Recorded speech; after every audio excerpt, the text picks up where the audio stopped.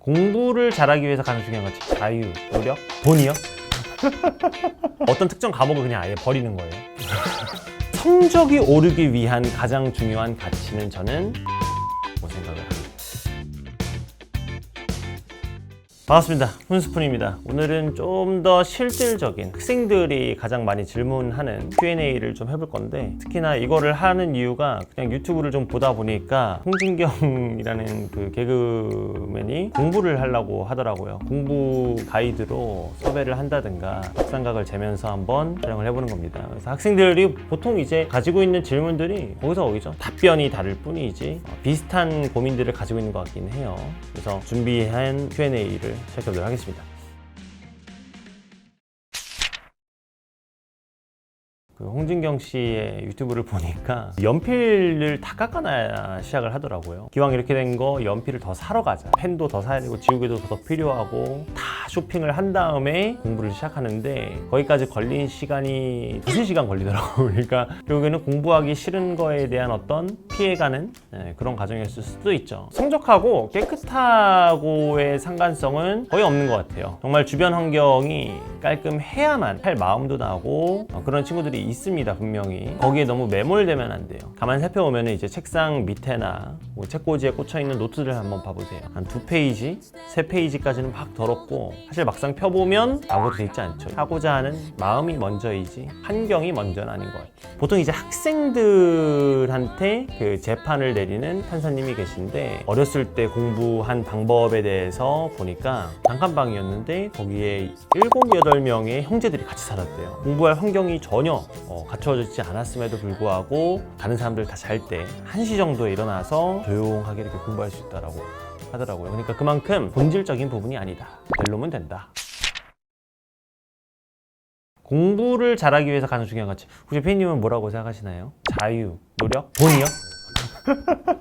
어떻게 보면은 중요한 부분 중에 하나이기도 하죠. 1대1 상관관계는 아니지만 어느 정도의 비례관계는 또 있는 것 같아요. 정말 똑똑한 학생이 바로 질문할 수 있었다면 더 빠르게 늘었을 걸, 혼자 고민을 더 이렇게 하다 보니까 늦어질 수도 있고, 반면에 이제 공부라는 게 혼자 고민하다가 더 똑똑해질 수도 있는 거예요. 생각해보면 어떻게 생각하시나요? 흥미 많이 공감합니다. 흥미. 우리가 보통 이제 공부를 엉덩이로 한다 이렇게 얘기를 하는데, 재미가 어느 정도는 좀 있어야만 그게 가능하거든요. 저는 뭐라고 생각을 하냐면, 성적이 오르기 위한 가장 중요한 가치는 저는 자존심이라고 생각을 합니다. 그러니까 이것도 사실은 홍진경 씨가 딸하고 공부하는 거 그거 보다 보니까 이런 말을 하더라고요.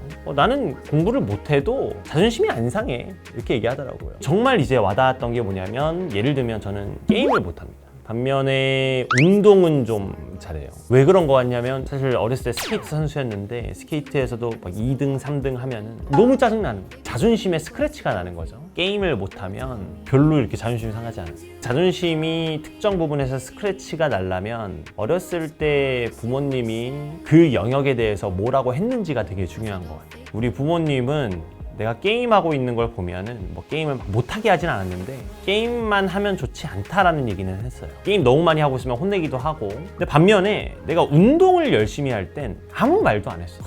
운동 진짜 열심히 하네 이러면서 응원해 주시고. 그러니까 제가 살다 보니까 운동은 좀 좋은 거고 게임은 별로 안 좋은 거구나 축적되다 보니까, 운동을 할 때 지면 막 부모님이 생각나면서 막 억울한 거야. 날 그때 응원해 줬는데. 더 이제 나이가 들다 보니까 성적이 안 나오면 진짜 너무 화가 나는 거야. 하루 종일 기분 안 좋고, 저는 누구나 이런 줄 알았거든요. 그때는 나는 신기했던 게, 성적이 저렇게 안 나오는데 어떻게 저렇게 웃을 수가 있지?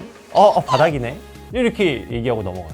나는 걔가 그냥 성격이 좋은 애인 줄 알았는데 게임할 땐 막 화를 내는 거예요. 내가 게임을 보듯이 얘네들이 공부를 보고 있었던 거예요. 아무리 공부를 잘하고 싶어도 지금 여러분들이 만약에 자존심이 딱히 상하지 않으면 공부를 잘할 가능성이 높지 않다고 생각해요. 오히려 여러분들이 무언가를 할 때 자존심 상하는 영역을 한번 찾아봐요. 나에겐 자존심 상하는 게 공부라는 영역이었고, 여러분들도 여러분들이 자존심 상하는 영역을 빨리 찾으면 훨씬 더 빠르게 여러분들이 원하는 거를 얻을 수 있지 않겠느냐 라는 차원에서 얘기하는 거니까 너무 욕 박지는 마시고요.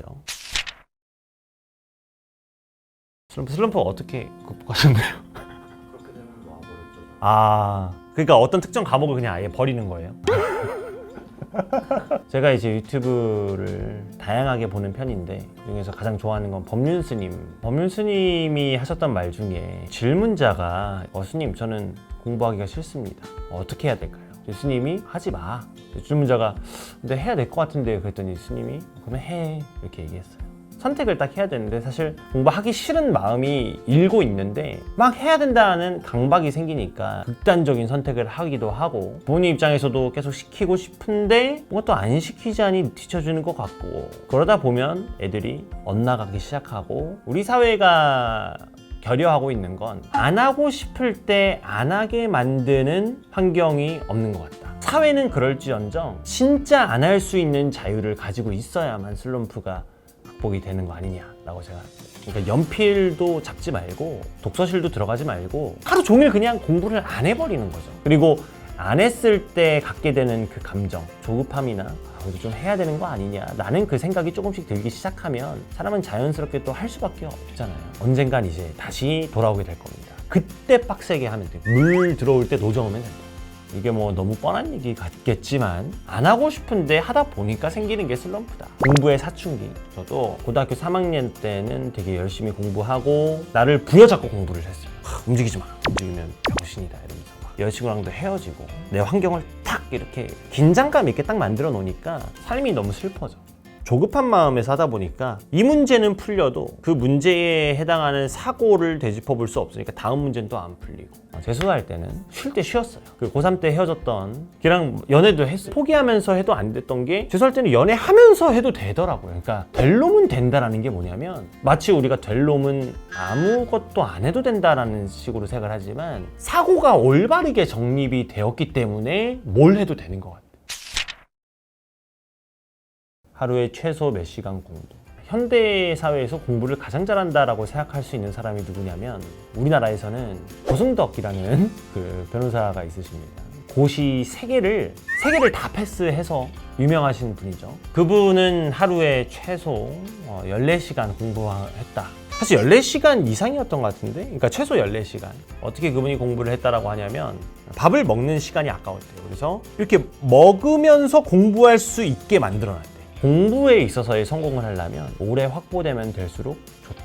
고등학생 입장에서는 오로지 자기 순수한 시간은 한 8시간. 학원과 인강과까지 합쳐서 보자면은 12시간 정도. 최소 12시간을 확보하는 거는 이제 최소 시간이고 사람마다 한번 생각을 해보면은 정해진 시간은 없죠. 사실 하루에 뭐 영어 몇 시간, 하루 수학 몇 시간 이런 이제 시간을 정하는 거는 사실 무의미하다라고 생각을 해요. 뭐가 중요한 것 같냐면 결국에는 모르는 영역이 해결될 때까지. 근데 그게 생기려면 아까 다 맞물려 있는 거죠. 일단은 그 영역을 못하는 것 자체가 자신의 자존심을 건드려야 됩니다. 자존심을 딱 건드렸을 때 공부를 하고 싶을 거니까 이게 뭐 예를 들어 학교에서 내가 좋아하는 여자애가 옆에 있는데 대답 못한 게 쪽팔린다. 근데 그것만 들이답하는 거예요. 딱 정해진 공부를 한다기보다 어디에서 시작을 했고 이런 궁금증을 가지고 공부하다 보면 누구도 이제 허물 수 없는 성이 만들어지거든요. 자기만의. 자기가 모르는 걸 알 때까지 하는 게 공부다.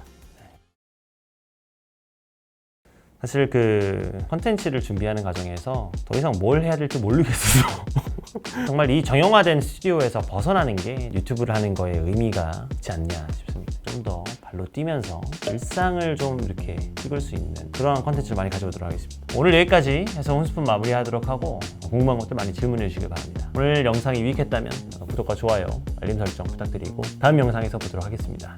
혼스푼이었습니다.